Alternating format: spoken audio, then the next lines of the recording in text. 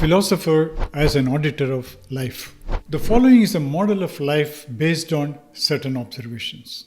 Life is like a mismanaged enterprise, rushing headlong towards bankruptcy. Humanity is a bad investment for creation.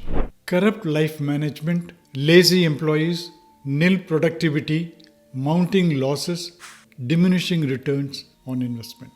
We are the managers of our own lives and therefore our own accounts. All the above mentioned melodies are in our individual personal lives. And these accounts are full of corruption, misdeeds, and mishandling.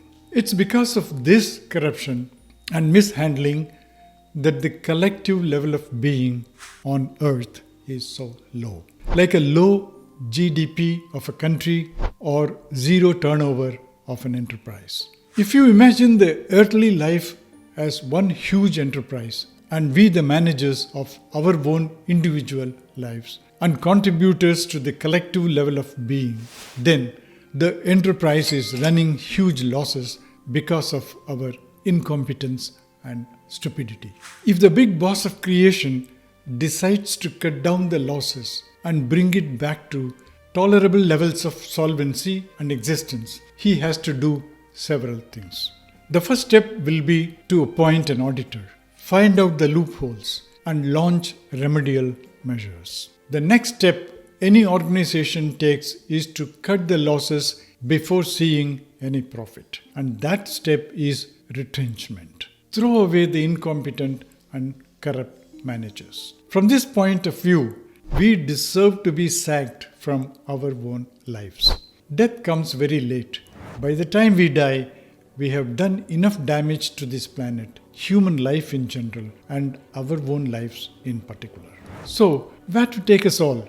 This heap of filth. Instead, creation must have decided to leave us in a mess for the time being. The mess we are witnessing. If we have eyes to see it, that is. A philosopher is a life auditor. An auditor has a manual. He follows the rules according to this manual of accounts. Not all philosophers or philosopher auditors are good. There are black sheep here also. They are called gurus. The fake auditor gurus need luxury hotel stay with everything taken care. They need expensive gifts in exchange for overlooking the mismanagement. They close their eyes in fake meditation. We are not talking about them. We are talking about real philosophers. They point out mistakes, mismanagement, tell you how your life is a sham. Is there scope for rescuing your life? If so, how? The first place he looks for is the dirt under the carpet, because we sweep every dark dirt under the carpet. The lies are the most stinky pieces of feces we keep throwing under the carpet every minute of the day. The lies we tell ourselves, the people around us, and the world. How are they neutralized? The negative emotions of hatred, greed, jealousy, envy, anger, how are they nullified? An experienced auditor looks under the carpet and not in the showcases. The black deeds are hidden there. The unaccounted for filth and not wealth. The first thing an auditor notices when he enters the office for inspection is that it is neatly showcased, appears clean. There is nice smelling spray and portraits of gods, and never to be missed family photograph. A fake auditor guru is impressed with this display. He doesn't even look at the cooked account books. The stench is in the books. Incompetence, lies, mismanagement of every kind is hidden there. A true philosopher should have seen life first in all its aspects, enjoyed and observed life from every angle. A guru who comes to philosophy to gain money and popularity, to enjoy his life using his gurudom, is a charlatan. The difference is between a good auditor who has studied the workings of several organizations and made his observations based on such audits, and the charlatan and novice who comes looking for mistakes only to blackmail the manager for his own profit. Our carpets are mile high in the sky, propped up by the negativities underneath. And we stand on it shakily, looking yonder to God's heavens and whatnot. We are afraid to look down as we have developed a spiritual vertigo. We are no longer grounded in reality, but in trash beneath our feet. There are two types of audit, internal and external. Internal audit is done by an internal audit department meant for self-correction and keep things ready for external audit. The internal audit is by your conscience. This mechanism has been corrupted. The conscience is buried and drugged with the greed for luxury and comfort. What audit can it carry out? What self-correction it can make? And this internal audit needs to be thorough through every detail to keep it in tick-tock condition, because external audit can only be by sample with more general and overall parameters. A philosopher can only do this: take test samples and show. You need to do the basic and extensive work, the real internal audit. We don't have it in us. We have decided to live in filth like pigs and get immersed in grunts of self-satisfaction. Contrary to all religious claims, our lives are certainly not God-governed. There are no real philosophers around to audit and govern.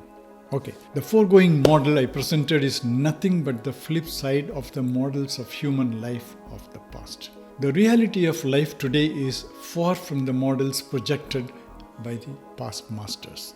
While I don't decry the wisdom of the past, I re-emphasize that we need to work on our own models which truly reflect what we are and the times we live in. Now I am presenting the model of life as propounded by Yuji. Life is a mystery. Humanity can't know life's purpose or meaning, nor can it know God if He exists or not. He cannot know what is truth, because humanity is not programmed to be able to do so. Nor is humanity the pinnacle of creation as it takes itself to be. It's just like any other form of creation. Creation has perhaps kept these things away from humans for its own purposes. We don't know. Next, humans have limited set of tasks and skills to navigate life. Survival and procreation are the main functions. He has a body and sensory perceptions to help him in these tasks. He has memory and language and thoughts to help him navigate life. His ideas of mind and self are only collection of thoughts and memory. Thoughts are not exclusive to any individual but come from a common source. He has the duty of relating to his environment without doing anything against the interests of the society. Humans have one life. There are no previous or afterlife, or at least he cannot know about them. In this life, he needs fulfillment of his potential. He should live and die like a flower. The past models had created a lot of expectations on humans to search for truth, to find God, meaning and purpose. That he had a past life and will have a future life. Karma will decide all these things. He needs to have devotion to God.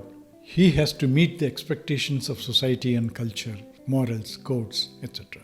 The net effect of all these and more is a burden on his shoulders, a psychological burden, which made life difficult to live in the present moment, with the past and the dead breathing down his neck. The present moment is what he is expected to live with the help of his sensory perceptions. See, hear, and feel. When all this comes as a realization, he can instantly feel the burden lifting and unburdening happen. New vistas open up. New ways of life become clear. He starts living life the way it was meant to be lived. What do you think? Bye for now. Catch you later. Thank you.